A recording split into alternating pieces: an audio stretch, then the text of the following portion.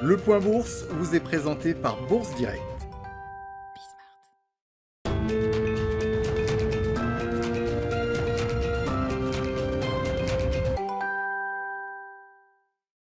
La tendance repart finalement à la hausse depuis le début de l'après-midi sur le CAC 40. On rappelle que les investisseurs ont pu prendre connaissance ce matin des indices PMI composite en Europe mais également en Chine pour le mois de juin. En Chine, tout d'abord, l'Institut Caixin met en avant un recul de l'activité dans le secteur privé avec un indice qui tombe à son plus bas niveau depuis avril 2020, freiné notamment par la résurgence de l'épidémie dans plusieurs régions donc de Chine. En Europe, en revanche, la croissance du secteur privé atteint son plus haut niveau depuis 15 ans grâce à l'assouplissement des restrictions liées à la pandémie. Si l'activité manufacturière avait déjà touché un record la semaine dernière, la composante des services atteint de son côté son plus haut niveau depuis 2007.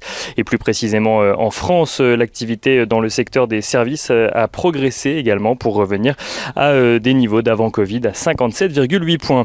Les investisseurs ont également en tête les chiffres de l'emploi, meilleurs que prévu aux États-Unis pour le mois de juin dans le secteur privé. Ils ressortent à 850 000 donc emplois créés dans le secteur non agricole contre un consensus qui allait de 600 à 700 000. Le taux de chômage a lui légèrement progressé, passant de 5,8% à 5,9%, tandis que l'inflation salariale est de son côté conforme aux attentes.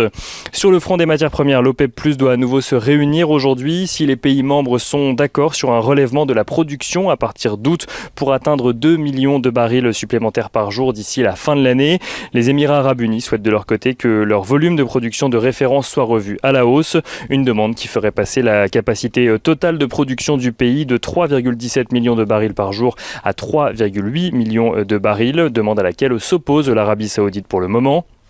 Du côté des valeurs, on note rapidement que les bancaires progressent et trustent les premières places du CAC 40 alors que l'OAT à 10 ans progresse d'un peu plus de 20% en ce début d'après-midi après avoir touché un point bas vendredi. Sanofi recule de son côté alors que le laboratoire a fait savoir que son vaccin contre la Covid-19 serait disponible à partir de décembre.